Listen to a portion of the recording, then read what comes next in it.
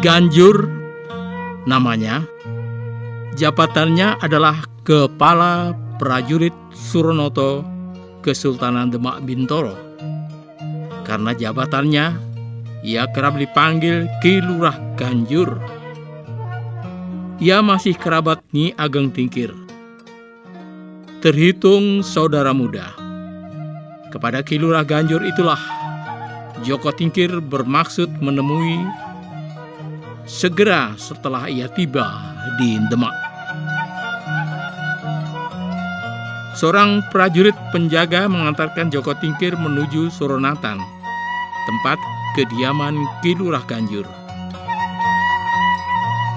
Paman, nama hamba Joko Tingkir, hamba anak angkat Nyi Ageng Tingkir dari Ngadipurwo, kata Joko Tingkir setelah bertemu dengan sosok yang ia cari.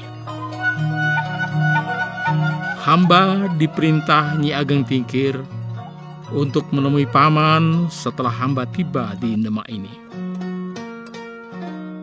Ki Lurah Ganjur tersenyum.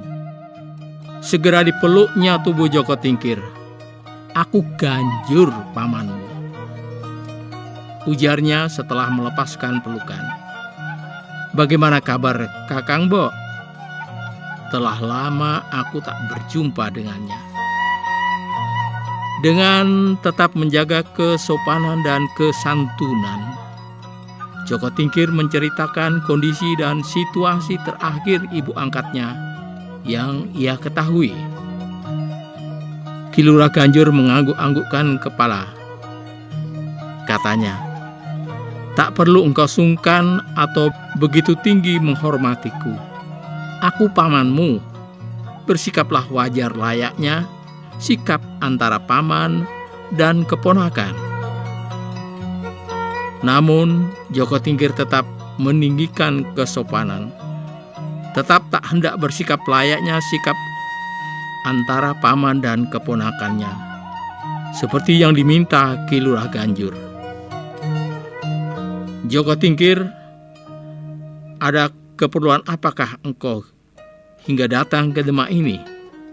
Tidak hanya untuk menyampaikan salam dari Kakang Bo di Ngadipurwo semata-mata, bukan?"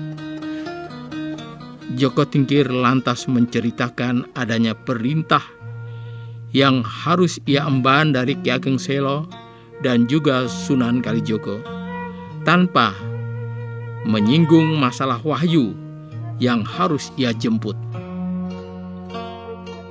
Ujarnya selaku penutup cerita, "Paman, hamba ingin mengabdi kepada Kanjeng Sultan." Ki Lurah Ganjur sungguh-sungguh mendengarkan. Ia kemudian menjelaskan perihal keadaan Sultan Demak. Ia jelaskan bahwa Sultan Bintoro telah wafat. Penggantinya adalah putra keduanya, Kanjeng Pangeran Sabranglor. Namun hanya sesaat berkuasa. Sekitar 3 tahun ia wafat tanpa meninggalkan seorang putra yang bisa mewarisi tahtanya. Kini Kesultanan Demak dipangku putra keempat Sultan Bintoro, Kanjeng Raden Trenggono, Sultan Demak gelarnya. Tak mengapa pula ia disebut Kanjeng Sultan Trenggono.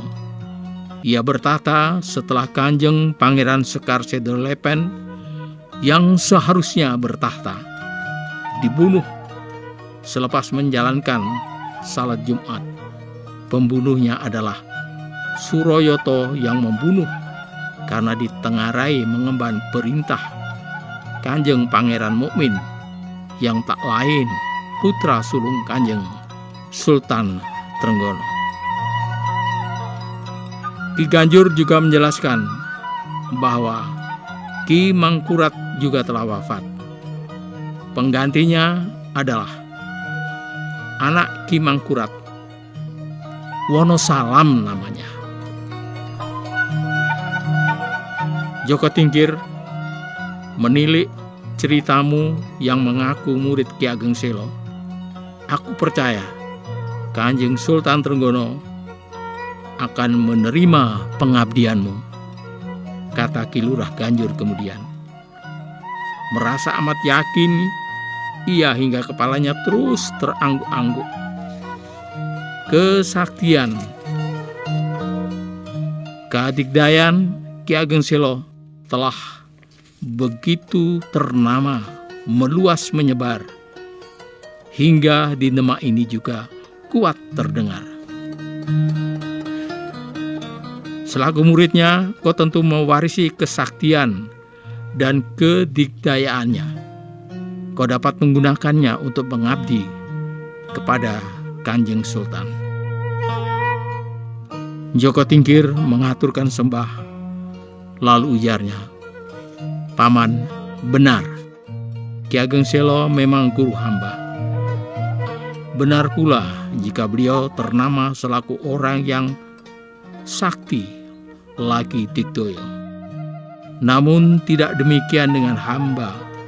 Hamba hanyalah pemuda dusun biasa yang ingin mengadu peruntungan dengan mencoba mengabdi kepada Kanjeng Sultan." Ki Lurah Ganjur menepuk bahu Joko Tingkir. "Engkau memang pemuda baik yang senantiasa mengemukakan kesopanan dan kerendahan hati.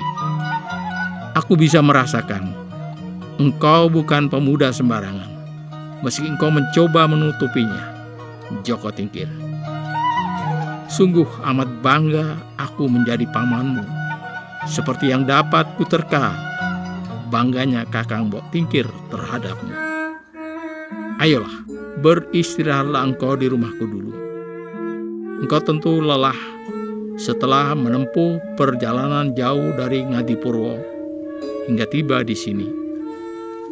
Kita pikirkan nanti bagaimana caranya engkau dapat bertemu dengan Kanjeng Sultan." "Terima kasih, Paman." Seperti ucapannya, Ki Lurah Ganjur benar-benar bangga mempunyai keponakan yang baru dikenalnya. Sikap, perilaku, dan tutur kata Joko Tingkir amat mengesankan, membuatnya terpesona. Meski Joko Tingkir terus berusaha merendahkan kemampuannya, mata awas Ki Lurah Ganjur tak dapat ditipu atau dikelabui. Lurah prajurit Suronoto itu jelas melihat Joko Tingkir bukan pemuda sembarangan. Kemampuan dan keterampilan berolah kanuragan pemuda itu boleh dibanggakan. Ia yakin 10 atau bahkan 20 anak buah terbaiknya pun akan mudah dikalahkan Joko Tingkir jika mereka beradu kadigdayan. Ki Lurah Ganjur yakin Kanjeng Sultan Trenggono akan menerima pengabdian Joko Tingkir jika penguasa tahta Kesultanan Demak Bintoro itu berkesempatan melihatnya. Ki Lurah Ganjur masih memikirkan cara agar Joko Tingkir dapat langsung bertemu Kanjeng Sultan dan Kanjeng Sultan dapat melihat langsung kemampuan keponakannya itu. Maka ditemukanlah cara itu. Untuk dapat bertemu langsung dengan Kanjeng Sultan, engkau hendaknya datang menghadiri salat Jumat di Masjid Kesultanan. Duduklah di pinggir kolam panjang setelah salat Jumat berakhir. Kanjeng Sultan akan melewati tempat itu. Haturkan sembah penghormatanmu ketika beliau melintas. Semoga Kanjeng Sultan melihatmu. Terima kasih, Paman. Joko Tingkir menjawab, hamba akan melakukannya.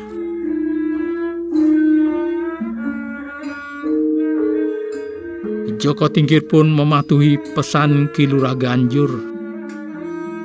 Pada hari Jumat, ia datang ke Masjid Kesultanan. Ia turut berbaur dengan jamaah.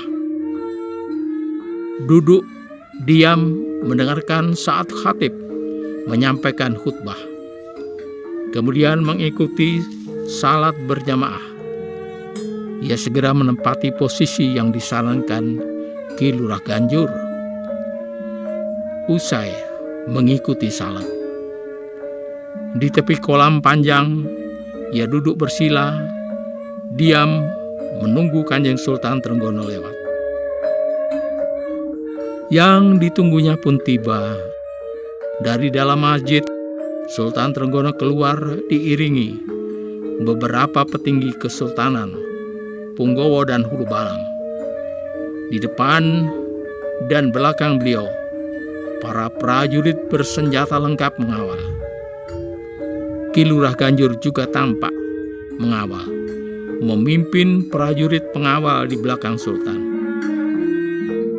Rombongan yang besar hanya menyisakan sedikit ruang di depan masjid itu ketika mereka melewatinya. Sebelum rombongan lewat, para prajurit di depan rombongan telah membersihkan jalan terlebih dahulu untuk memperlancar perjalanan rombongan, sekaligus mencegah kemungkinan digunakannya kesempatan itu oleh pihak-pihak tertentu untuk menyerang Sultan Trenggono, seperti yang terjadi pada Kanjeng Pangeran Sekar Sidolepen. Joko Tingkir yang tengah duduk berjongkok seraya menghaturkan sembah di tepi kolam panjang luput dari pembersihan. Para prajurit depan itu mengingat posisinya yang dianggap tidak mengganggu perjalanan rombongan. Namun, perkiraan para prajurit pengawal meleset. Ketika mendekati kolam panjang, rombongan besar itu seperti tak menyisakan ruang lagi. Joko Tingkir harus segera mundur agar tak menghalangi perjalanan rombongan. Namun, itu pun tak mudah untuk segera ia lakukan. Mengingat kolam panjang itu tepat berada di belakangnya. Tak mungkin pula ia berdiri dan berlari menjauh. Yang pasti akan menimbulkan kegemparan besar. Posisi Joko Tingkir menjadi sulit. Begitu pula dengan para prajurit di depan rombongan yang tak mungkin kembali untuk mengusir Joko Tingkir dengan menghentikan langkah Sultan Trenggono terlebih dahulu. Setelah mereka melihat posisi Joko Tingkir, Kanjeng Sultan Trenggono terus berjalan dan kian mendekati Joko Tingkir yang masih tetap dalam posisinya di depan kolam panjang. Serasa tak ada lagi jalan bagi Joko Tingkir. Maka ketika beberapa langkah lagi Sultan Trenggono akan melewatinya, Joko Tingkir mengerahkan ilmu meringankan tubuh dalam posisi duduk berjongkok, seraya tetap mengaturkan sembah, tanpa melihat kolam panjang di belakangnya. Tubuh Joko Tingkir melayang, terbang, anggun, laksana burung elang Jawa, melewati kolam panjang. Kemudian kembali mendarat di seberang dengan posisi tubuh tetap seperti semula.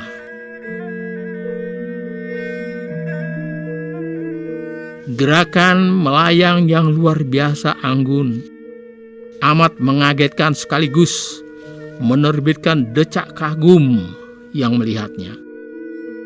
Semua yang menatapnya terperangah, termasuk Sultan Trenggono, penguasa Kesultanan Demak itu. Begitu tersentak, takjub, serasa tak mempercayai penglihatannya sendiri. Tak pernah ia melihat kejadian seperti itu sebelumnya. Ia hanya bisa berdiri serasa kehilangan kesadaran. Titahnya pun segera membahana setelah ia mampu mengendapkan keterkejutan dari hatinya. Hadapkan kepadaku pemuda luar biasa itu. Joko Tingkir segera dibawa menghadap oleh 4 prajurit bersenjata tombak. Ia segera mengaturkan sembah, kemudian duduk bersila di hadapan Sultan Trenggono. Siapakah engkau ini, hai pemuda yang berkemampuan luar biasa? Tanya Sultan Trenggono. Ampun Kanjeng Sultan, junjungan hamba. Nama hamba Joko Tingkir. Ngadipurwo asal hamba. Hamba adalah keponakan Ki Lurah Ganjur. Sultan Trenggono memalingkan wajahnya ke arah Ki Lurah Ganjur yang berada di belakangnya. Ganjur, katanya pula, apakah benar pemuda ini keponakanmu? Ki Lurah Ganjur mengaturkan sembah, kemudian berujar dengan kedua telapak tangan, tetap mengatup. Benar yang mulia, Kanjeng Sultan. Joko Tingkir adalah keponakan hamba. Ia putra kakak hamba yang tinggal di Ngadipurwo. Joko Tingkir, seru Sultan Trenggono. Engkau tadi melompati kolam panjang ini agar aku terpesona melihat kemampuanmu, untuk memamerkan kemampuanmu dalam melompat di hadapanku. Tidak, Kanjeng Sultan, junjungan hamba. Sama sekali tidak ada niat dalam hati hamba, tegas Joko Tingkir. Hamba merasa harus melakukannya karena takut menghalangi jalan Paduka. Tak pantas kiranya hamba berada di depan atau menghalangi jalan Paduka. Jawaban Joko Tingkir mengesahkan Sultan Trenggono. Penguasa Demak Bintoro itu mengangguk-anggukkan kepala. Joko Tingkir, hendak mengapa engkau di Demak ini? Jika Kanjeng Sultan junjungan hamba berkenan, hamba berniat mengabdi kepada Paduka, mengabdi pada Demak. Sultan Trenggono berkata pinjang. Lekat-lekat dipandanginya Joko Tingkir, seperti tengah menguji kesungguhannya. Engkau hendak menjadi tamtama Demak? Dengan sembah hormatnya, Joko Tingkir menjawab, hamba yang mulia Kanjeng Sultan. Sesungguhnya tidak mudah menjadi tamtama Kesultanan Demak. Setiap calon tamtama harus melewati ujian yang berat sebelum akhirnya diterima. Hamba sanggup diuji, yang mulia Kanjeng Sultan. Sanggup engkau mengalahkan banteng liar dengan tangan kosong? Joko Tingkir kembali mengaturkan sembahnya, seraya mantap berujar, hamba sanggup melaksanakan ujian itu, yang mulia Kanjeng Sultan. Ujian apapun akan hamba hadapi agar dapat mengabdi kepada Paduka. Sultan Trenggono mengangguk-anggukkan kepala. Sungguh ingin ia menguji Joko Tingkir dengan cara mengadunya dengan banteng liar di alun-alun, seperti yang biasa dilakukan Kesultanan Demak untuk menerima calon tamtama baru. Namun dengan mata kepalanya sendiri, ia telah melihat kemampuan Joko Tingkir yang menakjubkan. Keponakan Ki Lurah Ganjur itu mampu melayang melewati kolam panjang berair jernih Penggenggam tahta kesultanan itu yakin, seandainya dengan tangan kosong diadu dengan banteng liar, Joko Tingkir pasti akan mampu mengalahkannya. Joko Tingkir pasti akan dapat meremukkan kepala banteng liar itu dalam sekali pukulan. Seperti yang diterapkan untuk menguji calon tamtama.